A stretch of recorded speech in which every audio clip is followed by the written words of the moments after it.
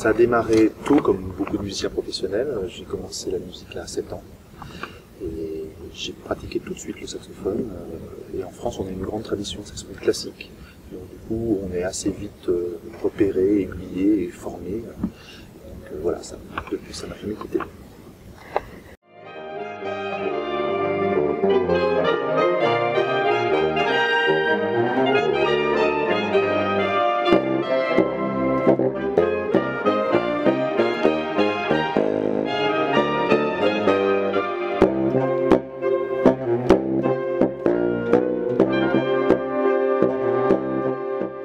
Pour élargir au domaine de la musique, je dirais, on a un statut de musicien classique, ce qui paraît étrange pour le saxophone, puisque tout le monde le connaît dans le jazz, mais il y a une spécificité française du saxophone classique, vu qu'il est né, c'est un instrument qui est né à Paris. Et du coup, vous verrez ce soir dans l'ensemble, il y a beaucoup d'étrangers qui, en fait, quand ils veulent apprendre le saxophone classique, viennent en France. Donc du coup, mes influences, ce sont naturellement des gens comme Marcel Mull, qui sont des grands saxophonistes classiques, qui ont marqué l'histoire. Le saxophone est né au milieu du 19e siècle. Donc en fait, Bach, par exemple, Vivaldi, Mozart, n'ont pas écrit pour lui, puisque le saxophone n'existait pas. Donc en tant que musicien classique, on est un peu obligé, et puis on a envie, comme tous nos collègues, de jouer ces grandes musiques, ces grands chefs-d'œuvre. Donc du coup, on pratique la transcription pour ça, à des fins pédagogiques, mais d'abord pour nourrir notre appétit de musicien.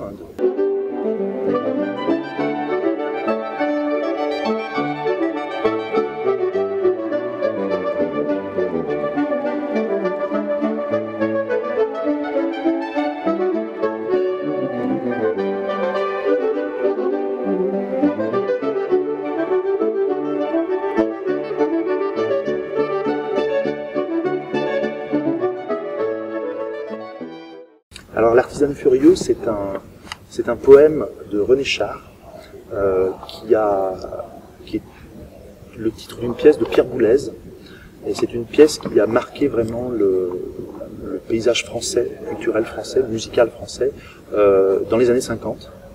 Et je trouvais que le titre était très accrocheur, d'une part, et puis avait un côté artisanal au sens laboratoire. On essaye tout ce qui se fait, sans complexe, musique classique, jazz, contemporain.